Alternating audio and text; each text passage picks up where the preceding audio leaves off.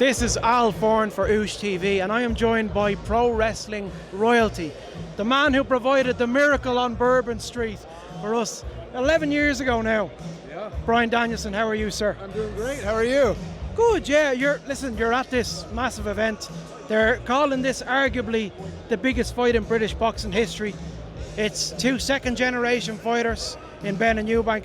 What have you taken so far from the build-up of this fight? I think it's just something that we could learn a lot from in the pro wrestling sphere. But there's very few times where you get circumstances like this. I mean, you're talking about two guys who are second-generation boxers, who their dads had beef, they have beef, and you've just got layers after layer. Like even today with Eubank Jr missing weight, there's just constantly intrigue going on. So yeah, it's fascinating. What did you make of the egg slap a couple of months ago? Oh my gosh, yeah, I mean, it's just like, it's one of those things where it's like, okay, should we copy that? And I think we can, like that's one of the interesting things that we do in scripted entertainment, that's simulating this where they're actually doing it. They just actually do it. I was just like, whoa, okay, that's cool, that's wild. They're taking a leap out of your guys' books, 100%. But what's your prediction for this fight? Who do you see winning this? Who has the edge, do you believe? So I don't know, honestly, but I'm a Chris Eubank Jr fan, and I hope he's going to win in the 5th round by TKO. And talk to me, bring it back to pro wrestling now. When are you going to come back to AEW? We're all waiting for your return. Is it coming soon? So I don't know if I'm ever going to come back. Yeah, honestly. I mean, I had a good run. I wrestled for 25 years. My neck is kind of in shambles, and so I think I'm satisfied with my career. So I had mentioned to you earlier that I attended WrestleMania 34 in 2018 when you came back in that tag match. So we definitely wouldn't get anything like that again in AEW.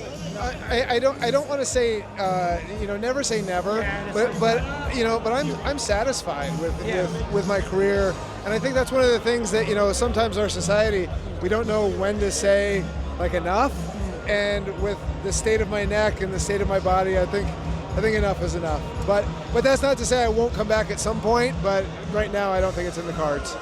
And what's your take on the scope of the business now with AEW? Mox as champion, you've got Cope in there as well, and you've got rising stars like MJF. There's some exciting talent in that company right now. Yeah, I mean, we've got a great mix of older stars and younger stars. I mean, like even Kenny Omega, who is just fantastic, but he's getting to that point where he's like, okay, he's got some miles on his body. He just overcame diverticulitis and like near death, right? And he comes back and he's performing at the highest level. And we have younger guys like Will Ospreay. We've got Swerve Strickland. We've got Hangman Page. We've got MJF, like you said, John Moxley, Adam Copeland, Bobby Lashley, Shelton Benjamin. Like we've got such a great mix of talent that it's really exciting to watch.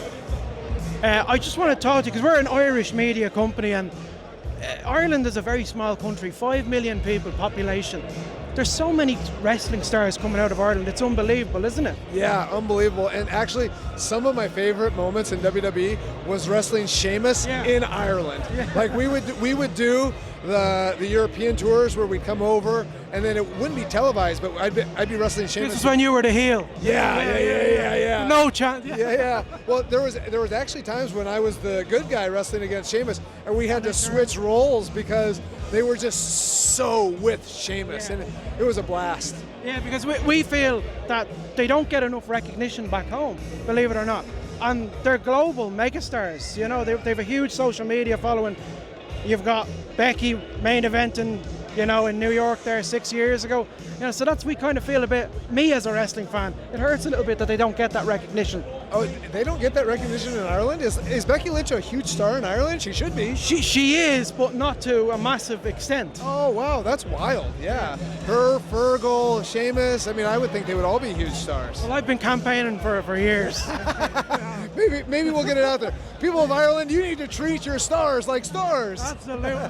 Listen, I'm an impressionist, so I'm just going to do one wrestling impression for you. It's a typical one. It's a Stone Cold Steve Austin one. Okay. Let me tell you something. I was at WrestleMania 30 in New Orleans when you won that belt, Miracle on Bourbon Street. I got to tell you, I had a great time. Great time. Let me tell you, it was the best time of my life seeing you do that. He worked 2 matches. This tough sumbitch right here, 2 matches in one night. Hell, what? That's really good. Your American accent is quite good. Well, I do De Niro and Trump and all that as well. Oh, yeah. Do you want a Trump too? No. No. Well, he's great. He's a tremendous performer. One of the greats of all time. So entertaining. Really great. Can you call me beautiful? He's beautiful. He's a beautiful, wonderful guy. I'll end it with Mike Tyson because we're boxing. Okay. Well, I gotta say, I'm a big fan of what you did in the wrestling business. You know, it's all about theater and what you did. The Yes Movement. I loved it, man. I loved every single second of it. You know, I was tuned in. It was amazing. That's great. Bryan Danielson, absolute legend. Thank you so much. 3, 2, 1. Oosh!